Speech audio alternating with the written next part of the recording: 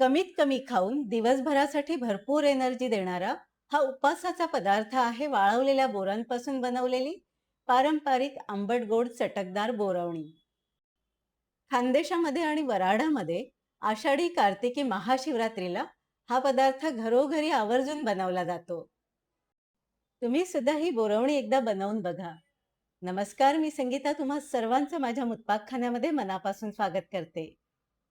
बोरवणी बनवण्यासाठी 2 वाट्या बोरं 2 ते 3 पाण्याने स्वच्छ धुवून घ्यायची।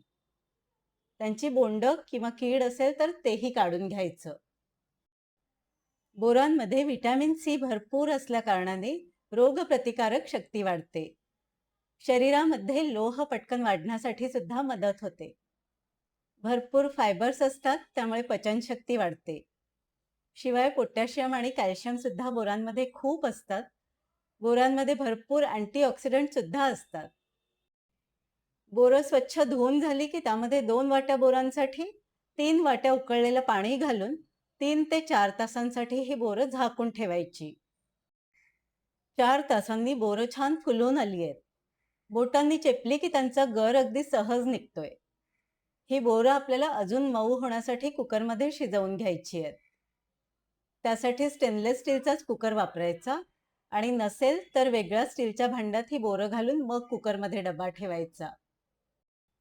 कुकरच्या आपल्याला 6 ते 7 शिट्ट्या काढून घ्यायच्या आहेत।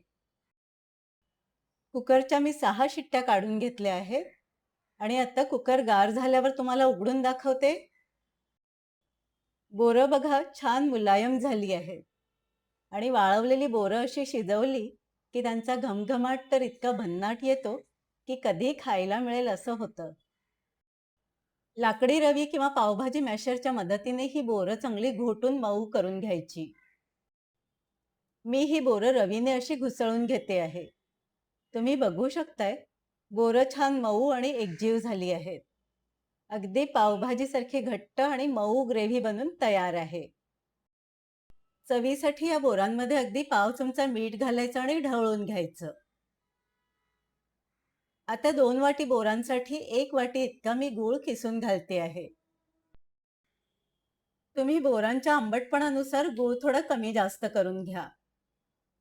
गूळ घातल्यानंतर मी आता गॅसची फ्लेम पुन्हा सुरू केली आहे आणि गॅसची फ्लेम आपल्याला मध्यमच ठेवायची आहे। बोरांमध्ये गूळ नीट मिक्स करून झाला की त्यांना छान उकळी काढून घ्यायची। चवीसाठी थोडी बोरवणी चाखून बघा, म्हणजे मीठ आणि गुळाच्या चवीचा तुम्हाला अंदाज येईल।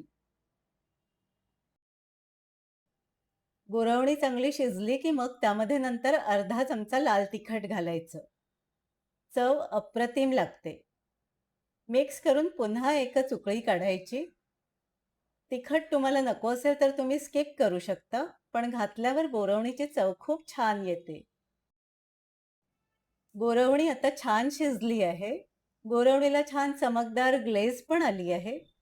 गॅसची फ्लेम आता बंद करून टाकायची। बोरवणी गार झाल्यावर एका काचेच्या भांड्यात काढून घ्यायची।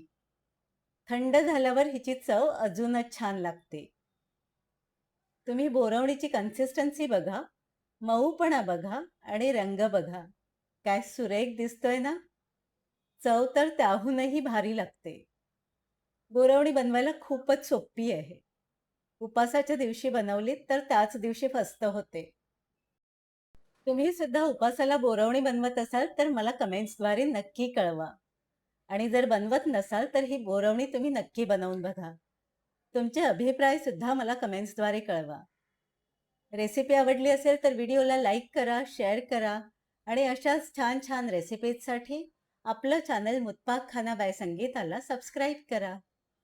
बेल आयकॉन दाबून ऑल बटन सिलेक्ट करा, म्हणजे येणाऱ्या सर्व व्हिडिओजचे नोटिफिकेशन्स तुम्हाला त्वरित येत जातील। धन्यवाद।